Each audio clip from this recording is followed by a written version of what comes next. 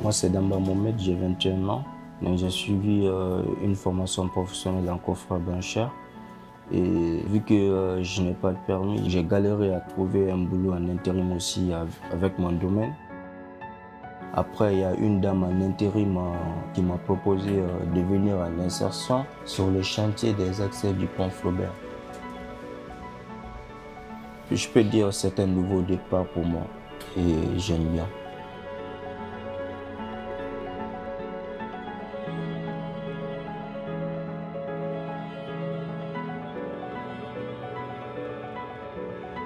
Insérer une nouvelle personne, ce qu'on appelle insertion professionnelle ou close insertion, ça fait partie des besoins de l'entreprise et des besoins des publics qu'on va chercher. C'est faire partir quelqu'un qui est à l'extérieur de l'entreprise, de la vie économique, de la vie sociale d'une entreprise, et lui permettre d'y rentrer par une porte, petite peut-être au départ, et d'y rentrer et de s'asseoir et de s'inscrire durablement dans l'emploi, dans le groupe social. Quelle entreprise ? L'insertion sociale est une composante essentielle dans ce type de projet. Le chantier des aménagements des accès définitifs rive gauche du pont Flaubert s'y prête tout particulièrement parce qu'il est fortement générateur de main-d'œuvre et permet sur le temps long d'accueillir des personnes éloignées de l'emploi. La métropole Rouen-Normandie accompagne l'Adréal et les différents services de l'État comme facilitateurs de la clause sociale. On définit ensemble le nombre d'heures d'insertion. Ici, sur ce projet, c'est 45 000 heures d'insertion. Au moment où les entreprises ensuite sont notifiées, on travaille sur la mise en œuvre de leur stratégie insertion. Ici, Bouygues a choisi de travailler sur de l'intérim d'insertion, la mise en place de parcours de formation qualifiants et la sous-traitance à des entreprises d'insertion. La mise en œuvre de la clause sociale s'articule en 3 phases.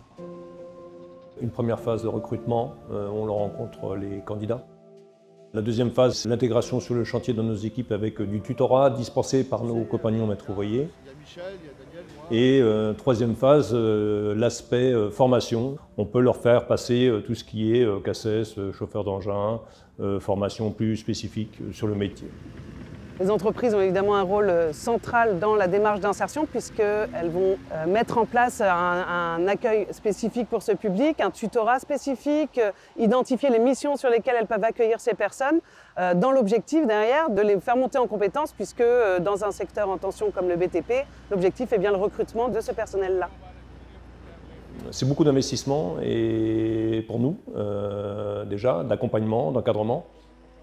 Bien sûr qu'il y a des déceptions, parce que des fois le candidat s'aperçoit que le métier ne lui correspond pas ou change d'avis en cours de route. Et c'est vrai que le but n'est pas faire tout ça pour des échecs, c'est d'arriver à avoir des candidats pour l'entreprise. Et là, en effet, là c'est un vrai gain et une vraie gratification pour nous tous. Et ça, c'est super important, très important. L'accompagnement socio-professionnel, c'est vraiment fondamental dans un parcours d'insertion parce que la personne, du coup, est dans une dynamique de parcours. En plus de son contrat de travail et de l'expérience technique qu'elle acquiert sur le chantier, elle peut lever les différents freins et du coup, vraiment se projeter dans l'emploi durable. Quand je me réveille le matin, je sais ce que j'ai envie de faire, ce qui m'attend. Parce que je peux dire que c'est un objectif à moi et ça doit être atteint, quoi.